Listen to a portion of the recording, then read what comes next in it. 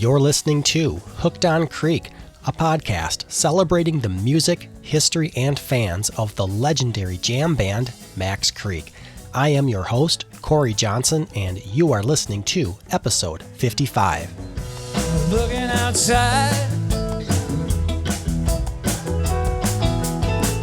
looking at the leaves hanging on the trees, thinking about you. Thank you for joining me on this very special episode of Hooked on Creek. Recently, I had the pleasure of connecting with Kenny Johnson, a devoted fan of Max Creek. Kenny and I talked about his journey into the world of Max Creek, his work updating the band's Wikipedia page, and his YouTube channel featuring live audio recordings of Max Creek performances.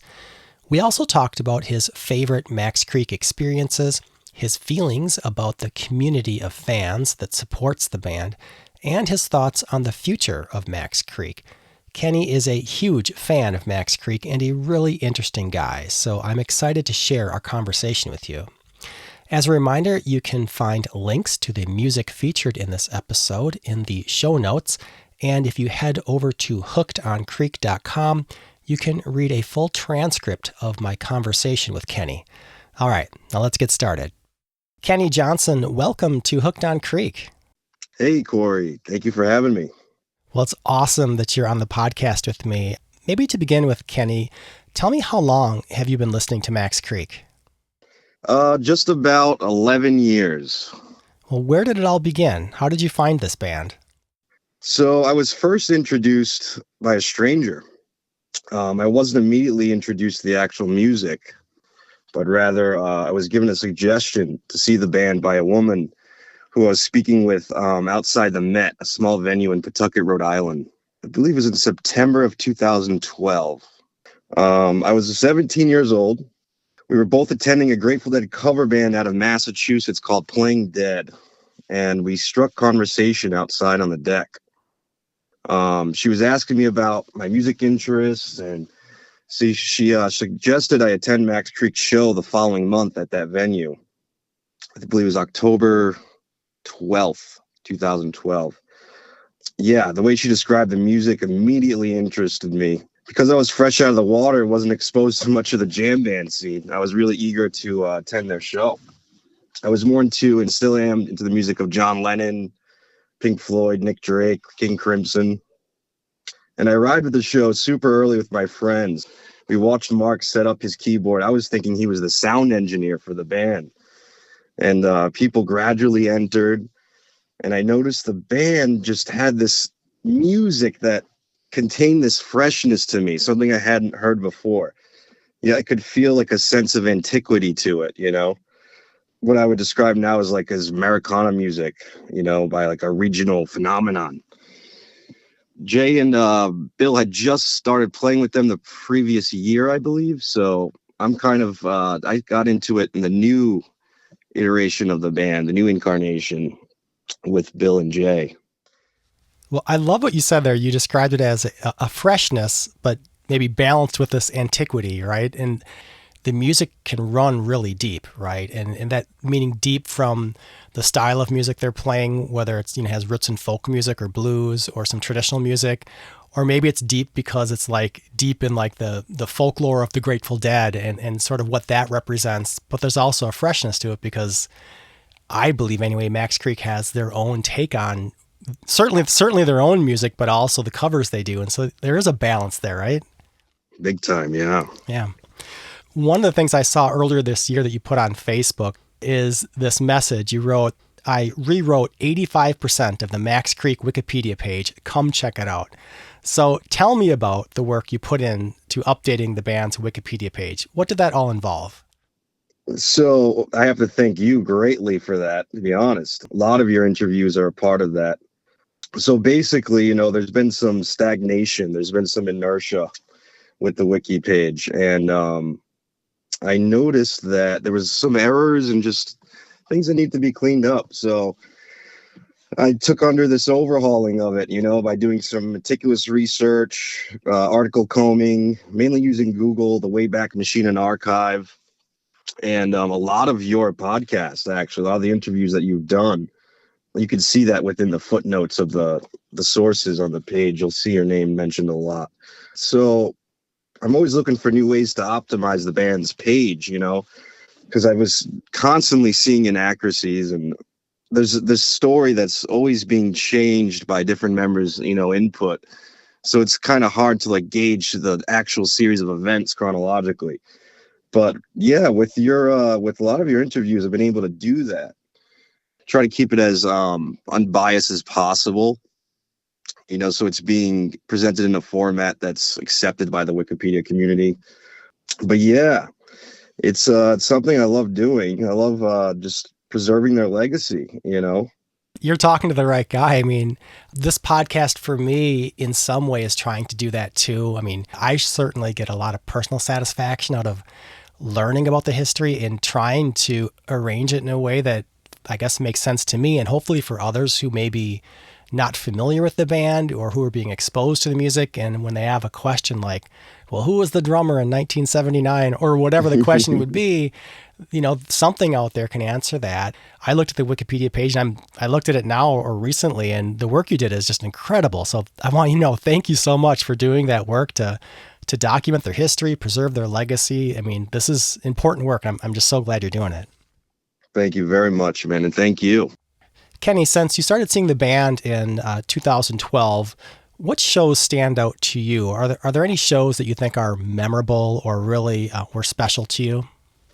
I've had so many amazing experiences at Creek shows. But there is one that will forever stand the test of time for me. It was one of the most incredible moments I ever shared with my close friends. It was at StrangeCreek, Saturday, May 27th, 2017. During the second set, halfway through the second set, Creek started playing Emerald Eyes. And during the intro, Scott asked the crowd a question he asks often, which was, how are you doing now? And after that, he said something that instantly made me and my closest friends gather in a circle and just big hugs. It was a profound moment that, made me really cherish my life and the people around me. But it was an incredible statement he made about seeing things in two different ways and how you have the choice to, wake up and take on the world, right? And everybody struggles, and it's a miracle. Every day that we're above ground, he said, it's a miracle. And if you remember that, he says, and everyone else around you remember that too. It won't be such a shit sandwich anymore, he said. It will be life, and it will be a good one, and you can listen to that on the archive recording.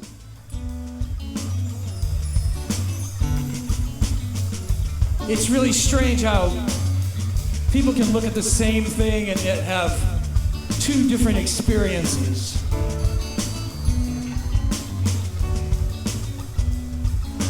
Even though they're both looking at the same thing, they see two different things. In this life, you have a choice when you wake up to look at the day from different perspectives. And sometimes all you can see is this shit that's coming your way,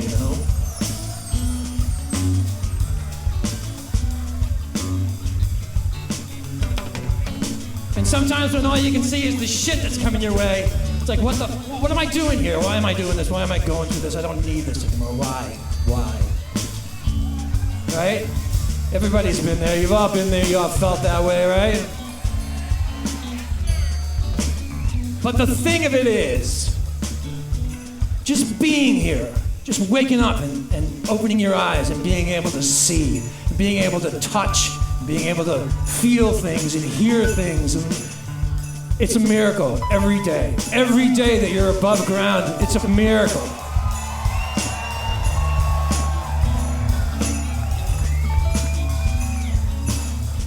So when you're faced with those shit days where you just want to fucking end it all, remember that it's just a miracle to be here at all.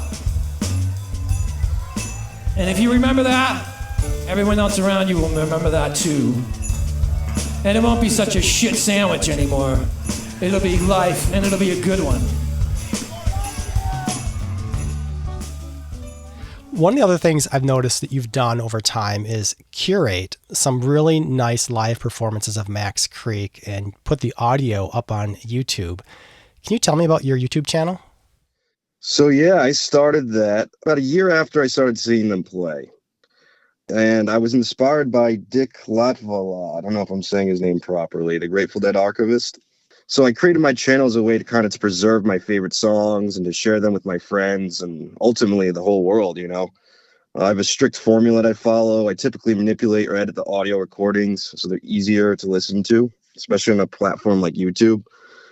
I also do a little bit of research before posting to ensure that I'm crediting, you know, the proper tapers, archivists, writers of songs that Creek covers. Yeah, it's pretty much a hobby for me. I love doing it. It also gives me an avenue to listen to Creek wherever I'm at, you know. Well, tell us, what is the name of your YouTube channel?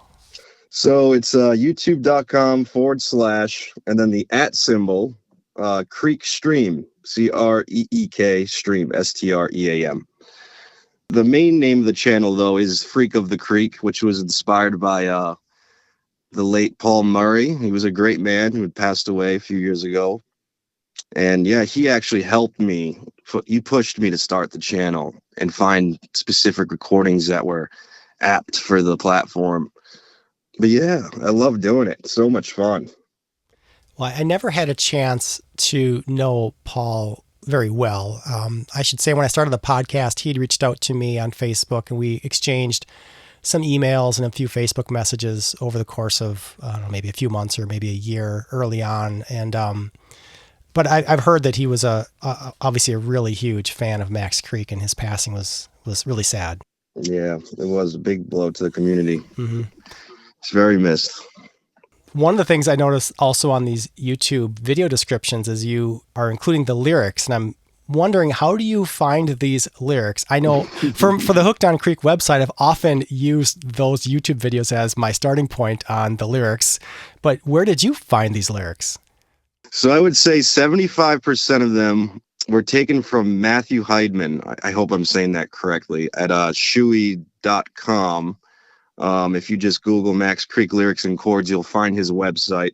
However, about 25% of those recordings, I sit and try to annotate them. I will rewind the lyrics. I'll re-listen to the same line of one verse, 20 times before I'm sure that that's the lyric. I'll even listen to it with different, using different mediums, like different speakers with headphones or in the car, because the clarity of the vocals seems to change depending what you're listening to it through, But yeah, I will sit there for about an hour or two, maybe 3, even days sometimes. I'll give up and then go back on it, and then I'll upload it. I won't upload a song unless I do have the lyrics. I feel like it's important for people to kind of see what is being portrayed within the song, the messages and themes of the music. I am also familiar with that type of work, re-listening to songs over and over to try to get the lyrics. And I will say, well, it is work. Sometimes it can be very fun to track down that version of a song where the lyrics pop out just enough to maybe catch that one word you're trying to hear.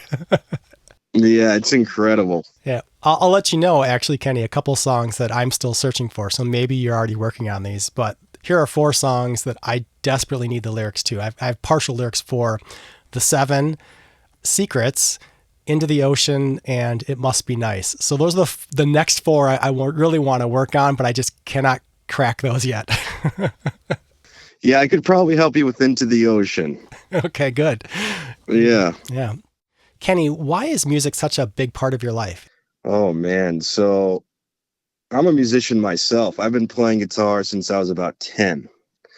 I come from an Azorean Portuguese family on my mother's side, which was very musical.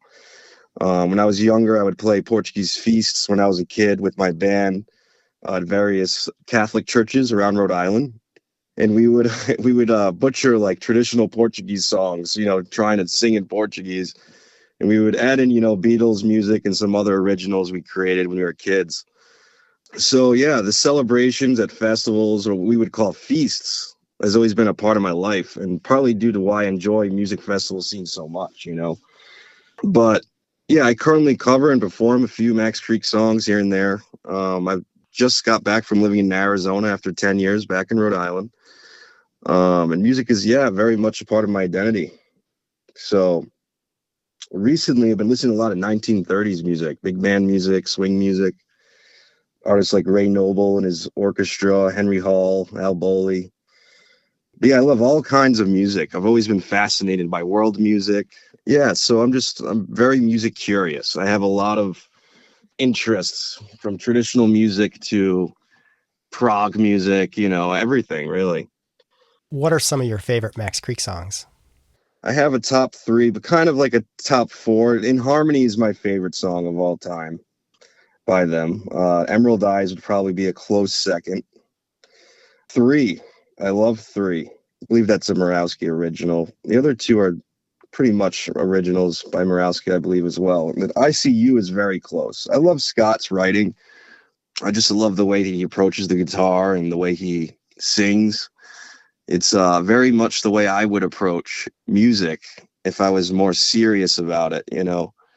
Have you had any opportunities to meet or interact with any of the band members? Yeah, I've essentially shaken every band member's hand, but I'm probably the closest with Jay Morrell. I've had a lot of great conversations with him. We've shared a lot of time. Yeah, he's an awesome guy. Actually, you know, Bill Carbone, I don't think I've officially met Bill, actually, but I have shaken the rest of their hands. Spoken with Mark a little bit, and I thank John Ryder for performing a few songs one night that I really enjoyed. Yeah. I only know them through this podcast, and it's sort of the most awkward way to be introduced to anybody. I will say my interactions with them have been incredibly positive, and they're so outgoing and receptive to this guy from Wisconsin who wants to talk about Max Creek. Anyway, my point is that the band just seems to be so generous, I guess I'll say it that way, to their fans and to the music and to the scene that they're supporting. And it just seems like it's one of the reasons that this band is so special. So, yeah. Kenny, how would you describe the community of fans that supports Max Creek?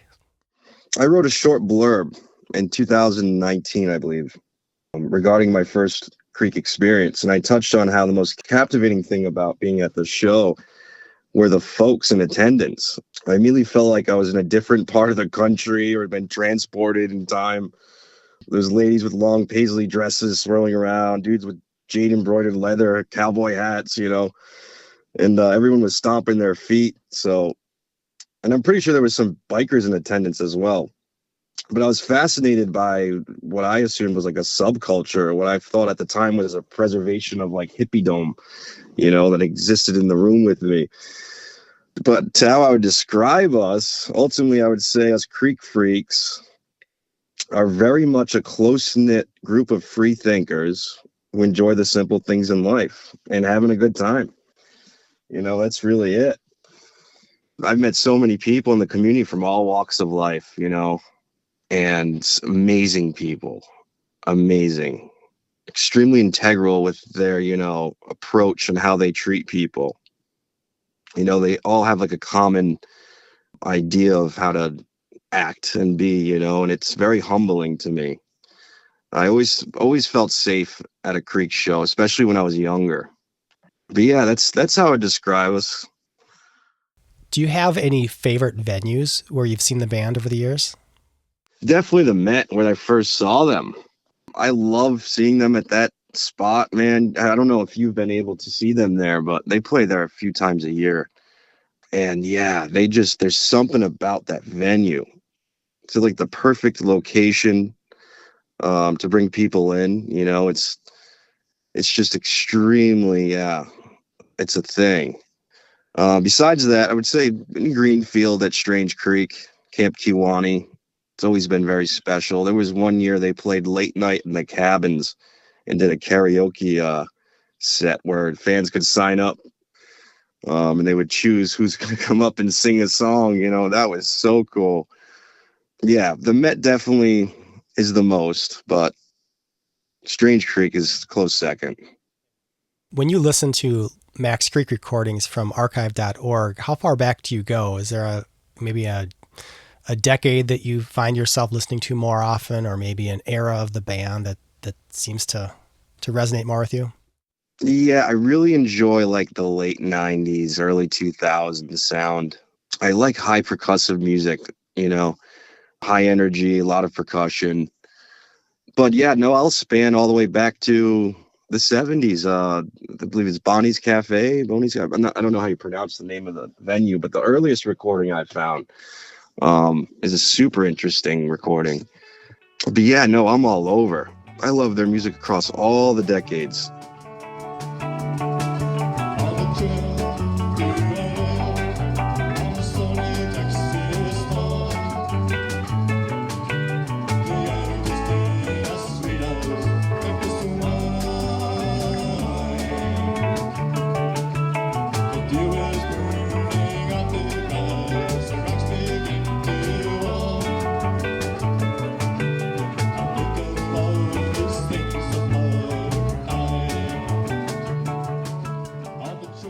One of the things that I've very much enjoyed about this project I have with Max Creek and the podcast is just that I'll listen to maybe the same song from the 70s, 80s, 90s to today, and you can see how it evolves a little bit. You can see how the band changes a little bit.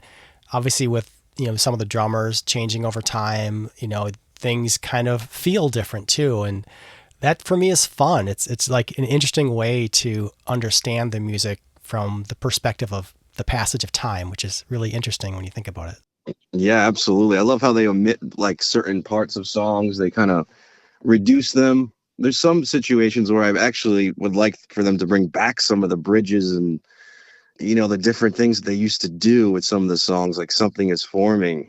There's that one bridge that used to exist that I would love for them to do again. Yeah. What do you think the future holds for Max Creek? I think Max Creek will play as long as they need to. I think they're an anomaly. They're a staple, a diamond in the rough compared to a lot of acts around New England. That being said, I don't want them to feel ever pressured by us as a community to continue for us, However, I do believe that that's how they approach the music. They play for us, I'm just so grateful that these guys are continuing even till now.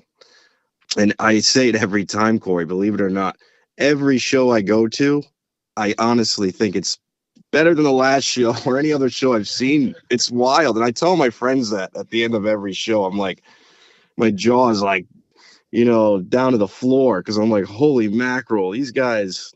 And they're like, Kenny, you say that every time, man. And I'm like, well, it's true. That was the best show I've ever seen them play. And a lot of people have a similar understanding, that these guys are just giving it all, their all. And it's really incredible to watch. Kenny Johnson, I had a lot of fun talking with you. Thanks for joining me on Hooked on Creek. Thank you so much, Corey. In the words of the great Scott Morawski, I just want to thank you for being here with me. Huge thanks to Kenny Johnson for spending time with me on the podcast. But stay with me now because I have a couple incredible songs lined up for you. First, you're going to hear a live recording of Max Creek performing the song I See You, and that will be followed by a live recording of Scott Morawski and Mark Mercier performing the song 3. This is Max Creek performing live during the StrangeCreek Campout Music Festival at Camp Kewanee in Greenfield, Massachusetts on May 23rd, 2009.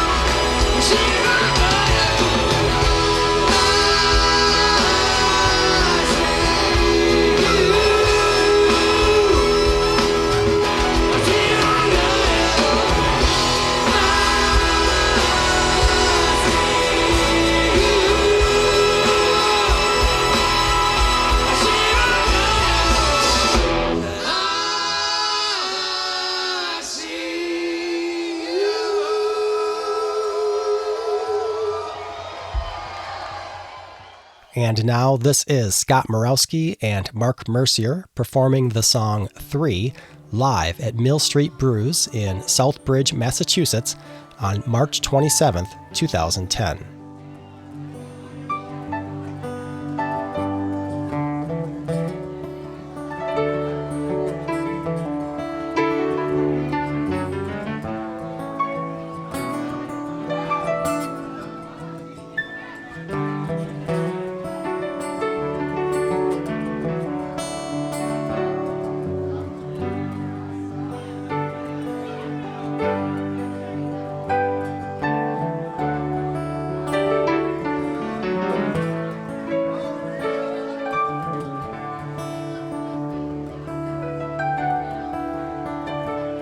Every night as you're lying in your bed,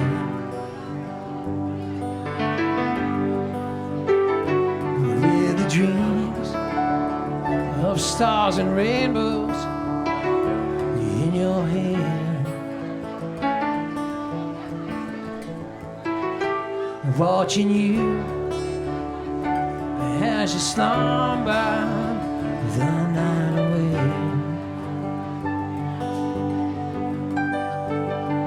And I know that you're mine, here to stay.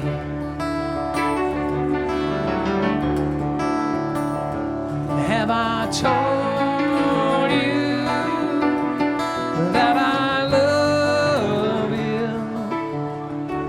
And my heart is empty when you're not here.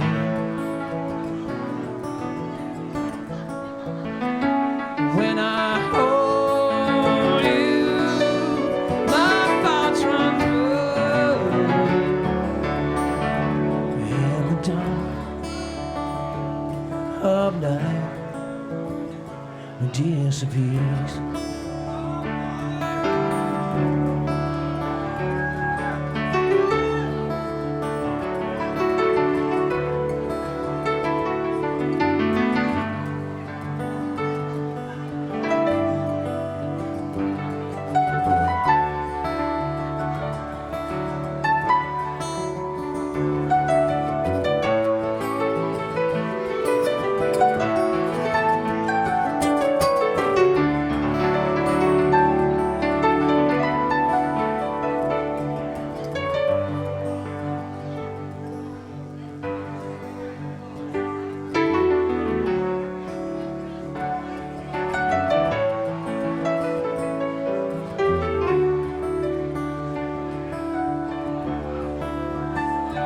When you wake in the morning of the day, and the rain is falling cold and gray,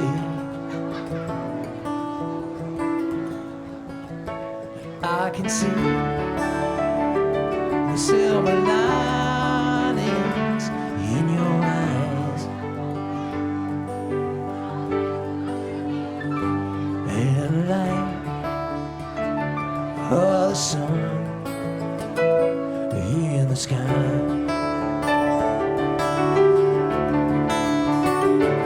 Have I told you that I love you?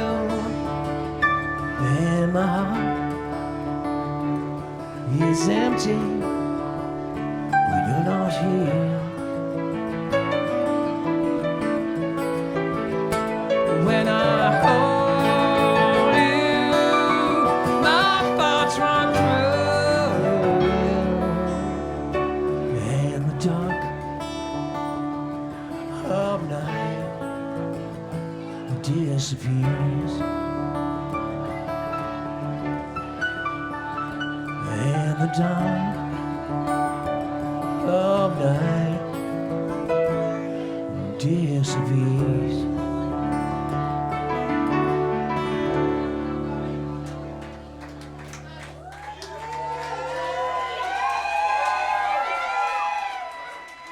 That concludes episode 55 of Hooked on Creek. If you're curious, earlier in this episode, I featured a clip of Max Creek performing the song In Harmony live at the Met in Pawtucket, Rhode Island on November 23rd, 2018. I also played a clip of Max Creek performing Emerald Eyes live at the StrangeCreek Music Festival in Greenfield, Massachusetts on May 27th, 2017.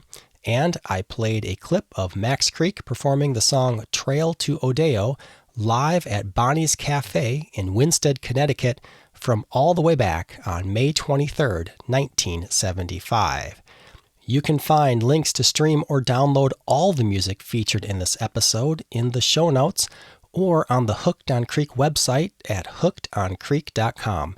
And while you're on the website, go ahead and click the contact link and let me know what you think of this podcast. I would love to hear from you. Thanks for tuning in.